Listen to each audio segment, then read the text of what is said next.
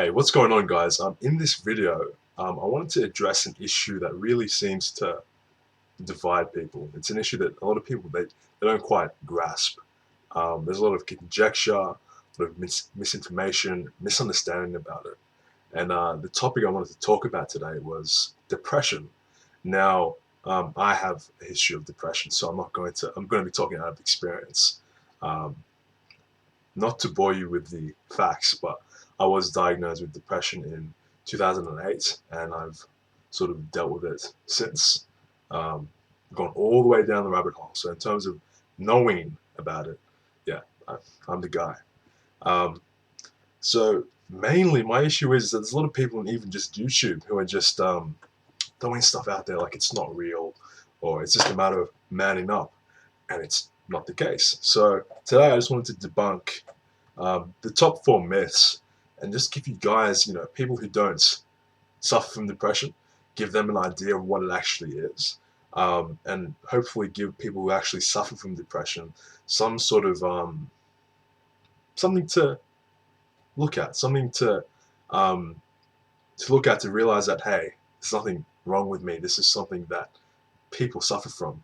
So the first one is depression is just a matter of getting over it, just snapping out of it. Now, depression is a disease. That's not up for contention at all. It's a disease, and it's a horrible, horrible disease. People are in so much mental, emotional pain that they end up killing themselves over this. So this is real. We can't dispute that.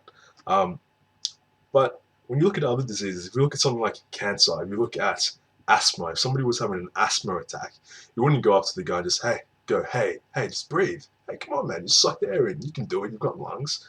Um, Depression, it has such a severe effect on people that it clouds their mental states, right? So normally, if a person has something negative happen to them, say, a lot of people, they may be in a relationship, they break up, it sucks for a while, then they bounce back.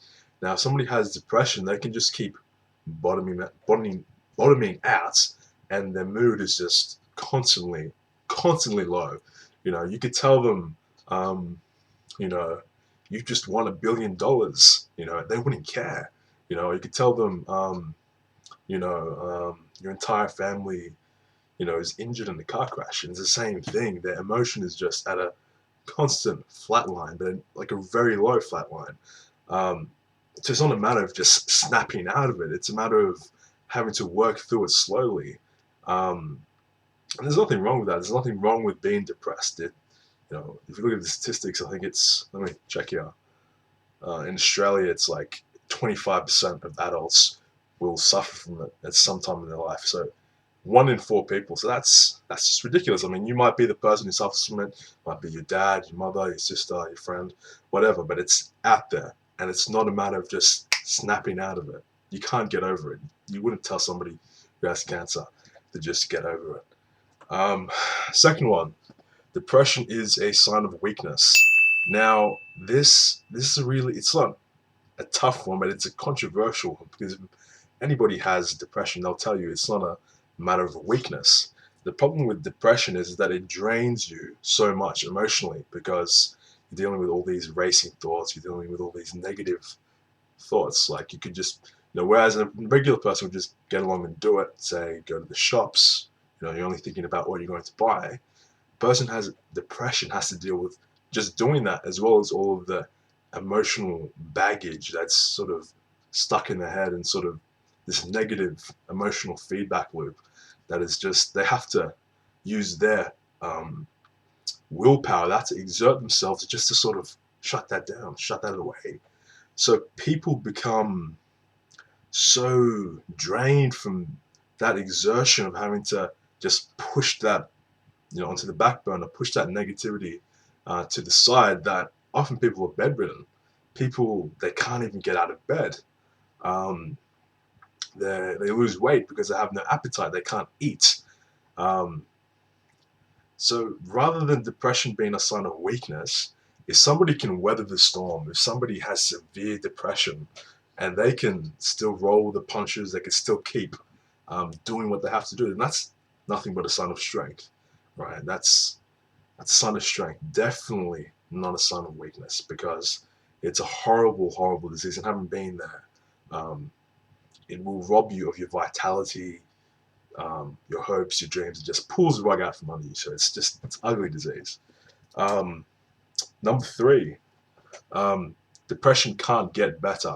Now, I'll admit, um, in terms of the human brain, in terms of science, understanding what the brain's role is, even where consciousness lies, um, what part of the brain controls what, we still don't know that. We still got absolutely no idea. But in terms of psychology, in terms of treatment of depression, it's come a long way from mental asylums and, you know, electric shock treatment. You know, you see some horror movies about it, and that stuff actually existed. If you watch, what's the movie? A Beautiful Mind. Who was it? Nash, I believe. Yeah, stuff like that actually existed. They actually gave people electric shock therapy for anything, you know, schizophrenia, depression, anxiety. It all came under one umbrella, and they just, fried their brains just to see if it worked. But we've come a long way from there, and depression does have a lot of treatments, you know, outside of just medication. You don't have to just take medication for that. I mean, you can go into therapy, you can even fixing up your diet, or, you know, physical training. Any number of things can help. So it's not a matter of it being, you know, the same, you know, for the rest of your life. It can get better. Now for the last one, um, depression isn't real. Um, this one is probably the most dangerous out of all the misconceptions that there are about depression. Now, as I said at the start of the video, there is proof. It is real. It can't be contested at all. And there's two critical parts of the brain that have been observed and seen to be extremely anomalous within people who have depression. Now, the first is the hippocampus, and the second is the amygdala. Now, to sort of simplify it somewhat, they control cognition, and emotion, and I think a little bit of memory.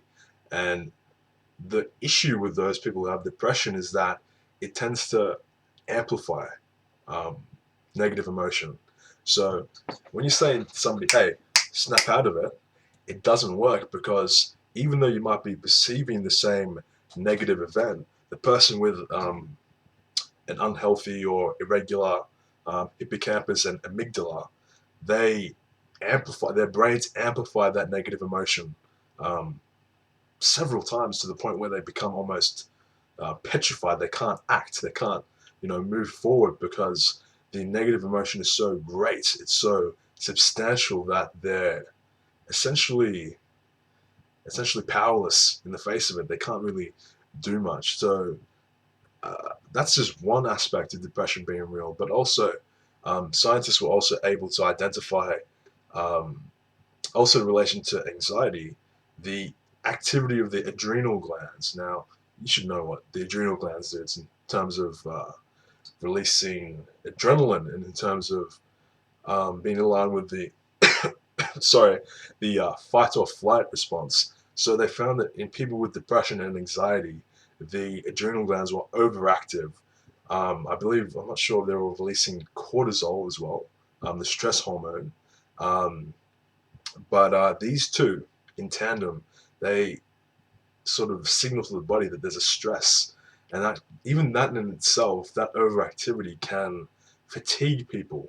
So that's why when people are depressed, they'll be, you know, bedridden. It's not a matter of them being lazy, but there is an actual identifiable physiological response to perhaps the brain, perhaps external stimuli. I don't know, but there's something there that is making people physically ill. You know, depression manifests itself physically as well. If you ask anybody who's suffered from it, they can attest to that. So yeah, that's all I have to say. Hopefully, you guys have taken away something positive from this video. Hopefully, fingers crossed.